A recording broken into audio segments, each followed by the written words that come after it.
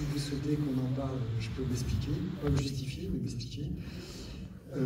Si vous avez des questions, surtout n'hésitez pas, ou des critiques, ou des remarques, ou des insultes. Voilà.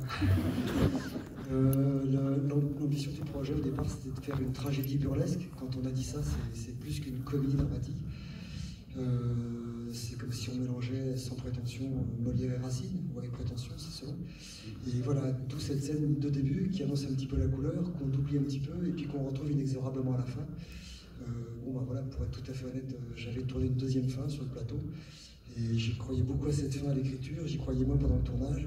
Et à l'écriture, il y avait une phrase de Ravel qui dit « il n'y a pas de grandeur sans tristesse ». Alors je cherchais comment les rendre grands, voilà.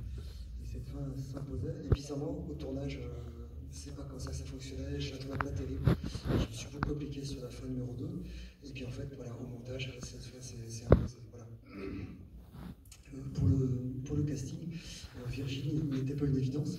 Ça peut paraître curieux, maintenant qu'on voit le film, mais elle faisait partie d'un petit groupe d'actrices qui me faisait très envie, professionnellement parlant.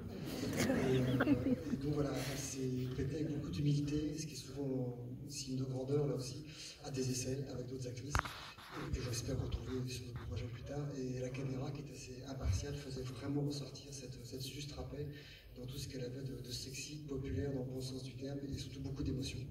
Et ça, son incarnation n'appartenait qu'à Virginie. Et j'ai été surpris dès les répétitions, et encore plus au tournage, jusqu'où elle mettait le curseur. Alors voilà, ces larmes, elles appartiennent à Michael. Pourquoi elles sont venues, comment, c'est son chemin. Moi, courageusement, je me suis contenté de la filmer sans lui poser de questions, comme un sale voyeur. Nicolas Marié, pour ceux qui connaissent mes films, il était déjà dans Neuf ma femme, il faisait un avocat bègue. Donc en gros, dès que les rôles sont improbables, là j'appelle Nicolas. Là non plus n'était pas une évidence, il a fallu que je rencontre d'autres acteurs que vous avez pu voir dans le film, comme Grégoire Ludic, David Marseille, Kian Kojandi. Ces acteurs que j'aime beaucoup, c'est la jeune génération. Ils étaient venus pour le rôle de Monsieur Blin, ça ne fonctionnait pas sur ce rôle-là, mais Dieu sait s'ils ont du talent. Et voilà, et donc Nicolas est venu en renfort. Le seul défaut de Nicolas, c'est qu'il s'investit beaucoup dans ses personnages. Et il y a beaucoup de prises qui faisaient les yeux fermés. Voilà, c'est authentique, donc il y a plusieurs portes qui prennent face et tout. C'est comme de vrai. J'avais fait tourner un escalier aussi avec un petit effet de caméra. Et la seule difficulté que j'avais, c'est que Nicolas, montant les yeux fermés, trébuchait souvent de marche en marche. Voilà pour le. Alors il y a quelqu'un d'autre. Alors le fait que je joue était prévu au départ, contrairement à Au revoir là-haut. Au revoir là-haut d'ailleurs était prévu au départ pour Louis Lanners, qui est celui qui fait le médecin au tout début du film. C'est un immense acteur. Et puis à 2 mois du tournage d'Au revoir là-haut, il m'a dit je peux pas, donc j'ai dû me résoudre à faire ce rôle-là dans Au revoir là-haut. Là par contre c'était prévu que je joue, parce que le rôle est celui d'un inhibé dépressif, et c'est des rôles que je connais bien. Il y a un monsieur très important dans le film qui est venu faire un petit coucou, c'est le grand Terry Gilliam, qui fait les vendeurs de fusils. Alors s'il y a des jeunes gens, je n'en doute pas, parmi vous, si vous n'avez pas vu Brésil, précipitez-vous voir Brésil, trouvez-le sur internet, achetez le DVD, c'est un pur chef-d'œuvre, il m'a beaucoup marqué quand j'avais 20 ans. Et dans ce film, Brésil, j'avais tous mes rêves et tous mes cauchemars. C'est un visionnaire qui propose une vision à la fois crépusculaire, pessimiste, mais très généreuse dans sa formalité, et qui raconte un peu le monde qu'on est en train de vivre aujourd'hui.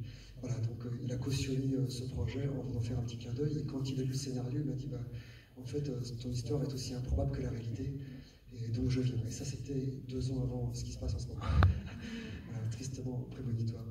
Ce que je peux dire d'autre, voilà, sur la fabrication du film, si vous n'avez rien vu d'anormal, c'est qu'on vous a bien menti. Mais en fait, tout ce que vous avez vu de nuit, en fait, les parkings, les ronds-points, la défense, et moult autre chose, tout a été fait en virtuel. Je voulais mettre l'énergie essentiellement sur le jeu des acteurs, donc il n'y a pas de parking, il n'y a pas de rond-point, il n'y a pas de défense. Tout ça a été fait par quelqu'un avec qui je travaille depuis longtemps, depuis 15 ans, et on a tout créé en virtuel, donc c'est d'autant plus pour les acteurs compliqués, parce que Virginie, quand elle déclare le petit bout qu'elle dit à son gamin dans l'ascenseur, en fait elle parle à son ordinateur, elle était sur un fond bleu. Voilà, comme quand Nicolas raconte une rue qui n'existe plus, il était sur un fond bleu, alors lui il s'en foutait parce qu'il fermait les yeux.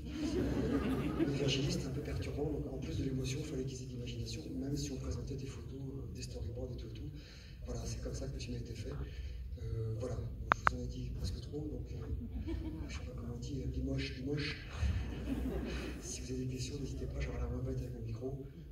Normalement, les micros sont prêts à bondir dans la salle. On avait dit qu'ils étaient inhibés en Provence, mais là, ça dépasse.